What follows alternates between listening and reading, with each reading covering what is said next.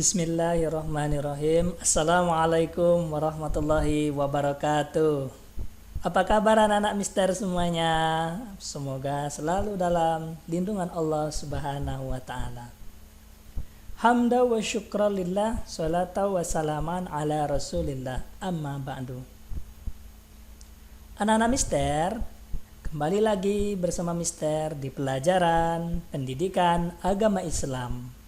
Untuk kali ini kita akan belajar tentang pelajaran yang keempat, yaitu perilaku terpuji. Oke anak Ustaz, Allah sangat suka kepada perilaku yang terpuji. Pernahkah kamu diminta bu guru untuk menghafalkan surah pendek dan dalam Al-Quran atau membaca cerita di depan kelas? Pasti semua Anda pernah kan? Iya. Nah, coba anak-anak mister, pernahkah kalian mendengarkan kisah tentang Rasulullah yang mempunyai yang pertama sikap mandiri, yang kedua percaya diri dan tanggung jawab? Pernahkah anak-anak sekalian? Kalau pernah, komen di kolom komentar ya. Baik anak-anak mister, ada 3 pembahasan yang akan kita pelajari pada kesempatan kali ini. Yang pertama sikap mandiri, yang kedua sikap percaya diri atau PD, yang ketiga tanggung jawab. Jadi setelah mempelajari ini, mister berharap Ananda semuanya sudah bisa menjadi anak yang mandiri, percaya diri, mau tampil di depan orang banyak, kemudian penuh dengan tanggung jawab. Silakan disimak anak-anak. Baik anak-anak, sikap mandiri yang pertama, mari kita baca. Nabi menyukai orang yang mandiri, yakni melakukan segala sesuatu dengan usahanya sendiri. Tidak pernah meminta-minta atau menggantungkan diri kepada orang lain. Kita ketahui bahwasanya Rasulullah SAW sudah menjadi anak yatim dari usia umur 2 bulan di dalam kandungan ibunya, Siti Aminah. Kalau Anda sekalian pasti masih banyak yang lengkap. Dan kalau Rasulullah ketika beliau dilahirkan sudah tidak ada lagi ayahnya. Di umur 5 tahun atau 7 tahun, ada yang mengatakan 8 tahun, Rasulullah ditinggalkan oleh ibunya. Berarti kalau umur 8 tahun itu seumuran Ananda, sudah ditinggalkan oleh ayah dan ibunya. Menjadi anak apa ya? Coba jawab di kolom komentar. Iya. Baik, kita lanjutkan. Apakah itu ini disamakan dengan mandiri? Mandiri adalah melakukan sesuatu secara sendiri. Bukan berarti kita tidak boleh pertolongan orang lain. Bukan seperti itu maksudnya ya anak-anak. Maksudnya mandiri itu ketika kita bisa melakukannya itu dengan sendiri, maka kita lakukan itu dengan pribadi. Nah, nanti kalau sudah terdesak baru kita mohon pertolongan orang lain. Oke? Lawan atau antonim dari sikap mandiri adalah bergantung. Bergantung berarti mengharap orang lain membantu, padahal ia sendiri bisa melakukannya. Nah, inilah yang gak mau mister kalian mencontoh hal-hal yang seperti ini. Nanti bisa mister latih dengan kita camping, dengan kita hiking, ya. Camping itu kemah ya, atau hiking, masak sendiri, cuci baju sendiri, ya seperti itu. Anak yang mandiri tidak mudah menyerah. Jika tidak dapat melakukan sesuatu, ia akan bertanya. Oke anak-anak mister, kalian tahu nggak tips atau supaya guru kalian ngasih nilai yang bagus untuk kalian? Kalian rajin bertanya aja sama guru-gurunya. Wah, nanti akan dikasih nilai aktif di dalam kelas. Coba ya, besok kalau sudah tidak PJJ lagi. Baik, ia akan terus berusaha menyelesaikannya. Tidak lupa berdoa kepada Allah. Anak-anak mister, barang siapa yang berdoa, berarti dia adalah seorang hamba yang tidak sombong. Karena apa? Segala hidupnya bergantung hanya kepada Allah Subhanahu wa taala. Sebagaimana Rasulullah mencontohkan, dari kecil Rasulullah sudah menggantungkan hidupnya hanya kepada Allah Subhanahu wa taala.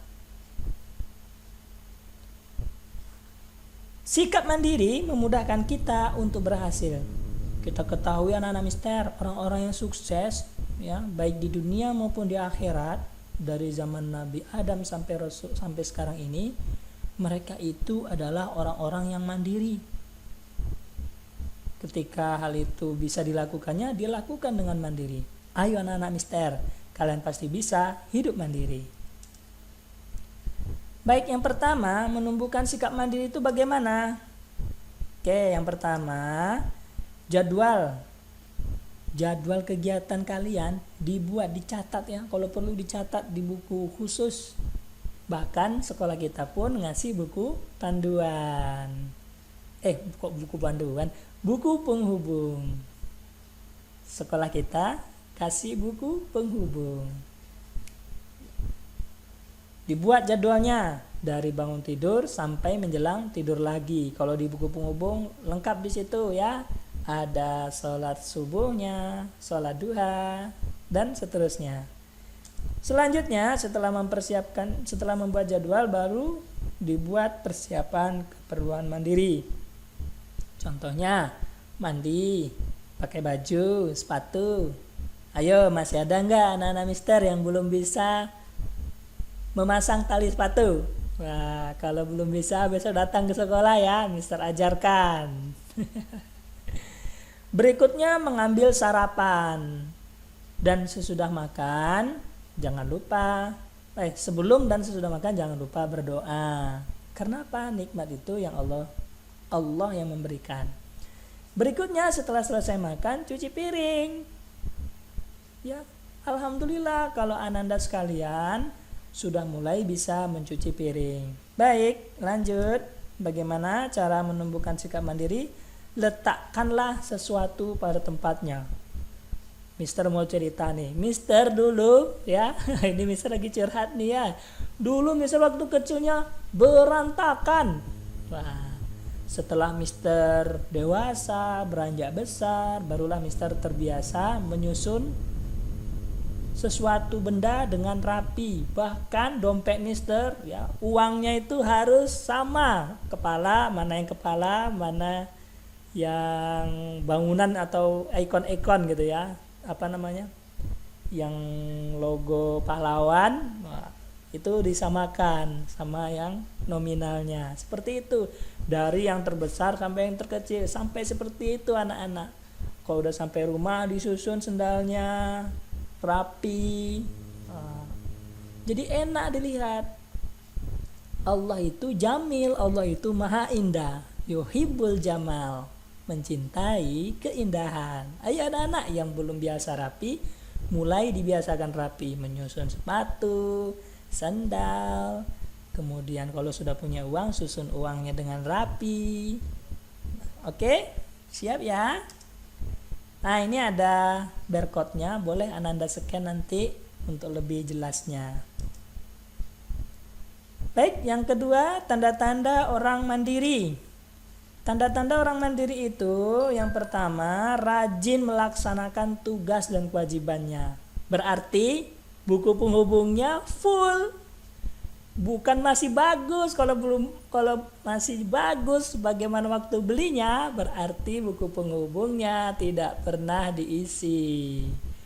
Kalau buku penghubungnya udah lecek, udah nggak enak dilihat, berarti tandanya buku penghubungnya rajin dibuka dan diisi. Itu nanti yang nilainya tinggi ya. Baik.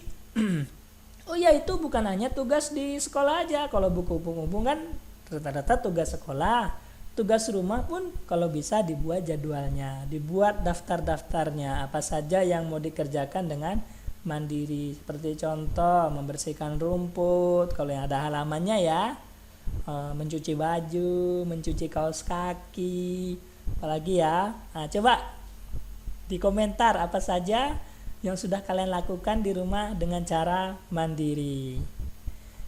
Baik anak-anak mister, untuk kata kunci video ini sampai di sikap mandiri adalah karena nanti di tugas Google Classroom-nya wajib menyertakan kata kunci. Ya, oke. Kata kuncinya adalah kewajiban. Apa? Ya, kewajiban. Hurufnya kecil semua ya. Tidak ada huruf besarnya, kecil semua. Kewajiban. Oke, nanti ketik di tugasnya. Lanjut. Tuh, yang berikutnya tidak suka menunda-nunda pekerjaan. Selalu melaksanakan sesuatu tepat waktu. Anak-anak, di dalam Al-Quran hampir dari surat di Al-Quran itu rata-rata semuanya Allah bersumpah demi waktu. Begitu pentingnya waktu, karena waktu adalah makhluk Allah yang wajib kita pandai-pandai mengelolanya, pandai-pandai menggunakannya. Jangan sampai dibuang sia-sia ya. Oke? Jangan ada lagi yang main game. Ingat. Oke. Lanjut, yang terakhir tanda-tanda orang mandiri adalah pandai mengatur waktu. Ya, oke ya. Baik, kita masuk poin yang kedua. Apa saja itu perilaku terpuji menurut Allah dan Rasulnya? Yang kedua adalah sikap percaya diri. PD kalau disingkatkan ya, PD. Tahu nggak kalian, Mister dulu orangnya pemalu. Kalau maju tampil ke depan berkeringat, padahal hari dingin. Berkeringat waktu dulu Mister di pesantren. Mister tidak punya sikap percaya diri. Tetapi dengan sering berkumpul, dengan sering mendengarkan ceramah-ceramah ustadz, sehingga sekarang sudah bisa. Alhamdulillah. Oke. Sikap mandiri dapat menumbuhkan rasa percaya diri. Percaya diri artinya meyakini kemampuan diri sendiri. Oke, anak-anak mister, manusia itu kenapa diciptakan? Karena Allah sudah memberi kita semua potensi yang dimiliki manusia berupa akal. Dengan akal ini kita mampu sebenarnya untuk menjadi orang yang percaya diri. Nah, percaya diri ini adalah skill, ya. Keahlian. Skill itu harus dilatih anak-anak. Nggak bisa nggak dilatih. Kalau tidak dilatih, dia nanti akan tak pandai tentunya. Oke, lanjut. Kelebihan harus kita gunakan untuk hal-hal yang bermanfaat. Di samping kelebihan, manusia juga memiliki kekurangan. Kita tidak boleh mengeluh dengan kekurangan kita. Kita juga tidak boleh menghina kekurangan orang lain. Udah jelas dong dalam Al-Quran, kita ini adalah makhluk yang paling sempurna. Dari semua makhluk-makhluk yang sudah Allah ciptakan, baik itu hewan, malaikat, jin, kita ini adalah makhluk yang paling sempurna. Mau siapapun itu, mau si fulan A, fulan B, maka dari itu diharamkan. Ya, Mister Allah Rasulnya mengharamkan untuk menghina orang lain. Karena definisi sombong itu adalah menghina orang lain. Hati-hati ya nak, kalau kita menghina orang lain berarti kita sama dengan iblis. Hati-hati ya. Oke, kekurangan yang ada pada diri kita harus diterima dengan ikhlas. Jangan sampai kekurangan itu membuat kita rendah diri. Rendah diri bukanlah sikap terpuji. Rendah diri membuat seseorang mudah putus asa. Oke anak-anak mister, percaya diri di sini maksudnya adalah dalam hal menyampaikan kebaikan. Ya, ingat ya. Dalam hal menyampaikan kebaikan. Tetapi kalau melakukan kesalahan itu harus malu. Ya, jangan percaya diri kalau buat kesalahan, jangan dibalik ya. Tapi kalau menyampaikan suatu kebenaran, lomba, ini contohnya nih si Fatimah, coba nanti jawab di Google Classroom-nya. Fatimah ini lagi lomba apa ya kira-kira? Oke anak-anak mister, untuk kata kunci yang kedua ini dari video pembelajaran tentang sikap-sikap terpuji adalah apa ya? Ikhlas. Sekali lagi, ikhlas. Nih ya, ikhlas. Hurufnya kecil semua, tidak memakai huruf kapital. Baik anak-anak mister, sikap percaya diri ini ingat sekali lagi bukan sombong, ya, tetapi menyampaikan hal-hal yang baik karena Allah. Lomba pidato bukan karena ingin dipuji orang, bukan karena ingin dipuji karena ingin saya ini orang pandai, bukan ya, tetapi ingin menegakkan kebenaran di hadapan manusia yang lain sehingga nanti menjadi bekal ke akhirat. Kalau orang lain melaksanakan atau mengerjakan yang disampaikan Ananda melalui pidato misalnya, nanti pahala orang yang mendengarkan itu lalu dia praktekkan disampaikan lagi ke Ananda. Hebat kan? Nah, itu dia. Baik, kita lanjut masuk yang ketiga. Sub pembahasan yang ketiga adalah tanggung jawab. Apa sekali lagi? Iya, bagus. Apa saja itu? Mari kita simak. Tanggung jawab adalah menanggung perbuatan sendiri. Setiap perbuatan atau ucapan kita pasti akan menghasilkan akibat. Jika ucapan dan perbuatan kita baik, akibat yang ditimbulkannya juga baik. Demikian juga sebaliknya. Ananda sekalian, umur Ananda berarti itu kurang lebih sekitar 8, 7, 8, dan 9 tahun. Artinya apa? Ananda sekalian itu mau tahapan masuk ke mukallaf. Apa itu mukallaf? Mukallaf itu artinya orang yang mau balik. Apa? Balik. Apa artinya itu, mister?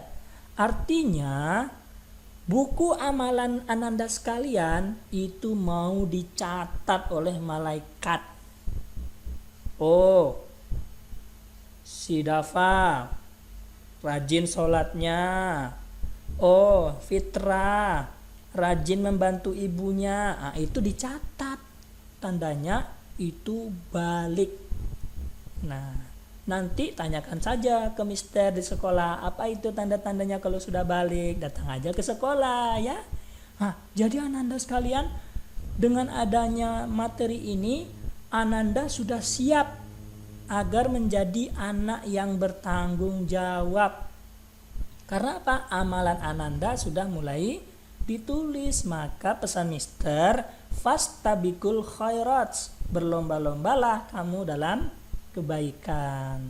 Apalagi materi kita ini tentang perilaku terpuji, maka Allah suka orang yang berlomba-lomba, ya. Oleh karena itu mari yuk sama-sama kita berlomba-lomba dalam memperbanyak amal soleh.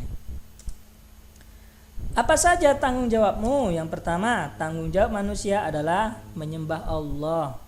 Nah, menyembah Allah itu kalau bahasa Arabnya hablum minallah. Bagaimana cara kita hablum minallah? Yang pertama tentu rukun Islamnya harus tuntas. Syahadatainnya, sholatnya, puasanya, zakatnya, dan hajinya kalau nanti mampu.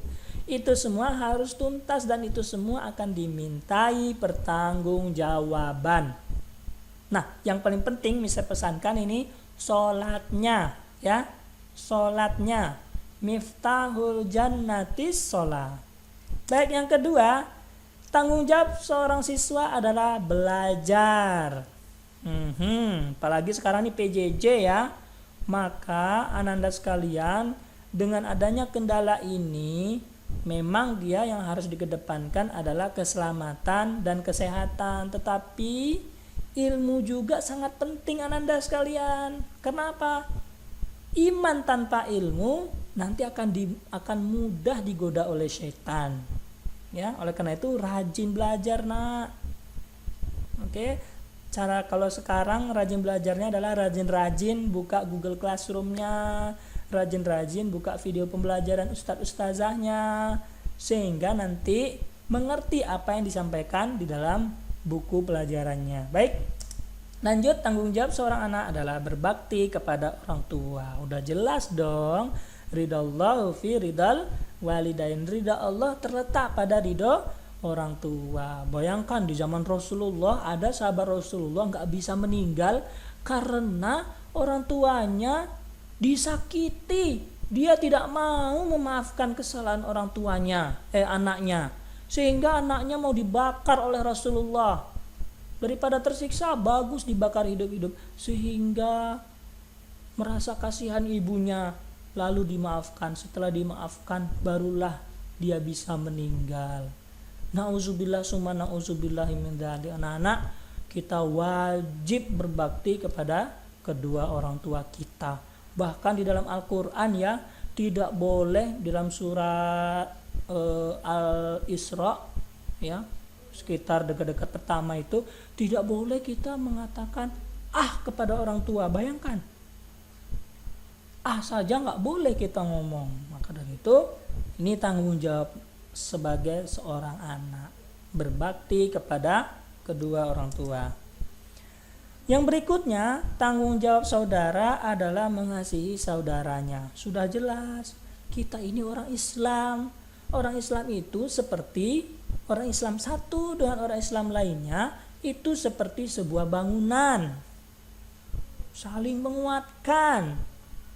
Bisa juga orang Islam satu dengan orang Islam lainnya seperti pohon, ya, tidak ada saling merendahkan, semuanya saling kerjasama. Oke ya. Tanggung jawab teman adalah membantu teman yang lain. Nah, ini tadi kalau misalkan teman itu sudah tidak mampu lagi dia untuk bersikap mandiri, maka kita bantu dia ya. Oke ya. Orang yang memiliki sikap tanggung jawab selalu berperilaku mulia. Sudah jelas, kalau dia bertanggung jawab, pasti kehidupannya selalu dikerjakan hal-hal yang baik. Kenapa? Mereka diawasi oleh malaikat yang sudah siap-siap mencatat amal kebaikan dan amal keburukan. Baik, yang kedua, menumbuhkan sikap tanggung jawab itu bagaimana caranya?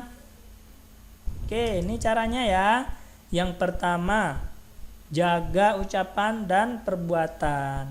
Ingat, lidah ini itu bisa lebih tajam daripada pedang. Hati-hati ya, jaga lidahmu.